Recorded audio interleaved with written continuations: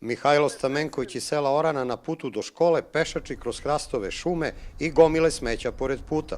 Naravno da je ružno, ipak je priroda i ljudi bacaju, tu prolazi. Nije lepo baš. I ti svakog dana do škole prođeš pored... Da, i pored ovog đubreta, tako. Građevinski šut, plastična ambalaža i stari nameštaj, uglavnom u atarima sela u podnožju planine. Pogledajte šta je u onaj trnjak baceno. I pampresi, i džakovi, i sve.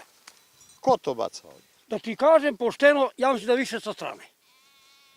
Lebane, Leskovac, jer imamo bolesni ljudi, i polje usputno i baci. Kese mahom, đubre, otpadno đubre iz kuće. Sve više gde se iskupi vrše sve do triju tu. Planina im služi za otpad. Da. I ovo je baš lepo mesto. Žalim. U selima na Radan planini stanovnika je sve manje i sve je teže otkriti one koji zagađuju šume i vodotokove.